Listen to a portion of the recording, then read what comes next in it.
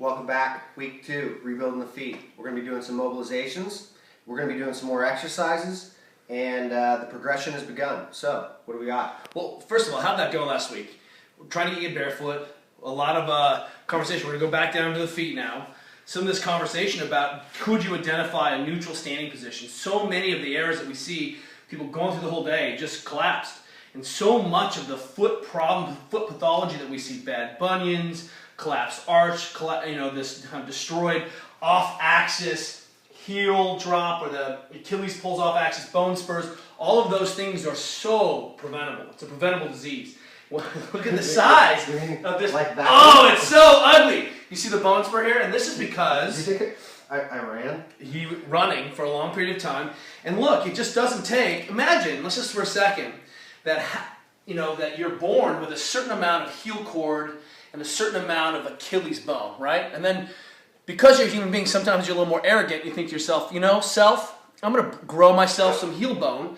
And what's happened here is that as Brian got a little short in the hip, and he had to blow off that torque at the hip, foot turns out a little bit, and now his Achilles pulls off axis. And what ends up happening is that his heel goes out of its way to try to normalize that oblique vector of the heel cord on the bone. And this is where we start to see a lot of pathologies, a lot of kind of mechanisms for injury down here. So again, coming back in, can you identify a good resting position? And what's that look like? Well, screwing your feet into the ground or creating a little bit of torque in standing makes a big difference.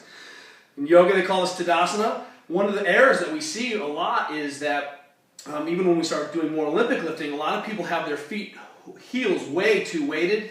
We've been cueing our athletes to be weighted on the heels for a long time, but you lose torque, you lose connection. It's like trying to eat without your thumbs. You need to have weight over that toe. And that's one of the typical things we see with a lot of people, a lot of athletes we're working with, is the feet coming up, the toes coming up, and that's even within air squatting or just general squatting. This is one of the biggest things I see is. Well, and look, this is a simple issue. In that bottom position, when I squat, we're pulling up. It's a lot easier to create that extra rotation torque.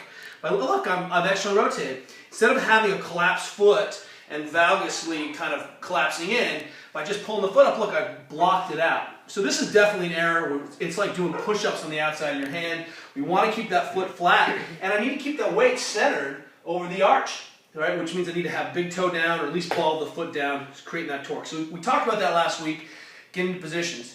So I'm going to start by saying, as we start to rebuild feet, one of the things that we see is we pull people out of very, very stiff shoes, pull people out of high heel shoes.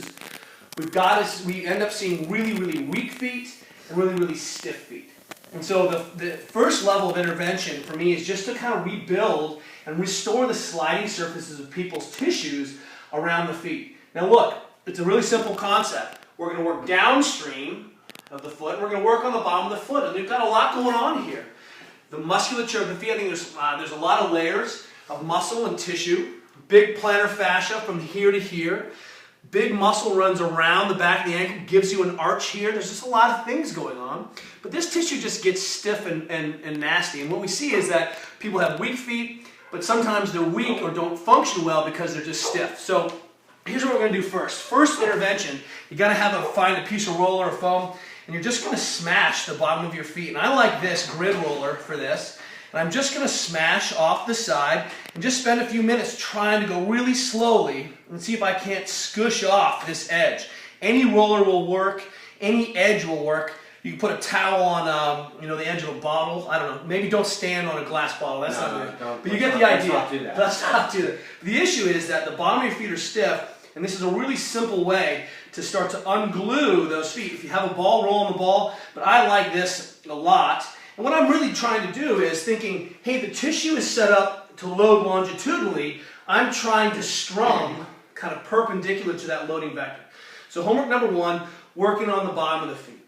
Homework number 2, this anterior tibialis, this anterior compartment, and all this tissue here, all the kind of extensions of the toes here, right? Flexors, extensors, however you're talking about it. This tissue gets really, really stiff, right? If we get people who are heel striking and having to resist this foot coming down all day long, this tissue is brutally stiff. Kick that back, Wiz. Easy way. Even starting on, we see that athletes who have problems can't even adopt a kneeling position. The very least, start spending some time opening up the tissues in the front of your legs. If you're a runner, good Lord, I mean, you're probably not, it's like talking to your quads, never talking to your hamstrings. So easy here, right? Or start doing some gentle smashing side to side. Don't seesaw back and forth. Again, those tissues are designed to load that way. Let's smash side to side. And this is probably going to feel a little bit grim. Set a clock on it, right? Get some work done. So now, we're just going for the global stuff. Looking at the calf, a couple simple ways to deal with this. We love barbell calf smash. Trying to smash side to side. This is easy, the barbell is already out. I can just seesaw back and forth through these soft tissues. We all Mexican street dog on the M1. Street made a run. Street! He had an opening and he made a run for it. Bone saw we've covered before. Put my foot on the roller. Shin goes right in the middle of the calf. I can seesaw back and forth. You're going to see that I kind of hit that deep flexor, snap, all the way down in this common tendon, this aponeurosis of where the gastroc and the soleus comes together. This tissue is so stiff down here. And then thirdly, one of my favorites is if you got a partner that you want to destroy, can I have you on your back or your stomach, Brian? I just put a little ab mat. No, flip on your stomach for me. I put an ab mat. Let me have this thing hop up. Right underneath this calf here, like this. And then look, that just takes the calf, the ankle out of it, right? And then I just need to apply some pressure back and forth. And what's good about this is that you can't see that Brian's crying right now, but this deep pressure, I get large amounts of tissue shear back and forth across that. And I'm telling you, it's hard to reproduce this on yourself. What's the international safe word? Brisket. Brisket. Everyone knows that up front. We're going in, obvious. So here's your goal this week. You need to choose some of those pieces. If you find something that's ugly, ultimately I want you to spend 10 minutes a night on your feet this week. That's all you got to do. 10 minutes a night. Any combination thereof is going to get done. So, with that, progressions for the feet and what we want to do with the exercises is, first things is to learn to get stability. We want to get stabilized up top on the feet, as high as you can get. And we're just learning to spend maybe 2 to 5 minutes total time. So when you got to come down, you got to come down. But getting up on those balls of the feet, staying up high, and stabilizing for as long as you can. Kill the clock when you have to. If at 2 minutes you are feeling it in the calves, in the feet, it's kill time. Okay. Secondly, everybody's got a jump rope. Okay. The other 2 to 5 minute rule. Okay. 2 to 5 minutes. Nice easy jump rope. Okay. The idea of the jump rope though is you're not staying up on the balls of the feet. Okay? We want that range of motion. You'll notice as my foot lands, my heel still kisses the ground, and I can still jump high, and that heel will still just kiss the ground. If you're not getting that range of motion, you're going to be loading that calf up. And you can test this yourself. Stay up high and balance and see how quickly you light that entire area up.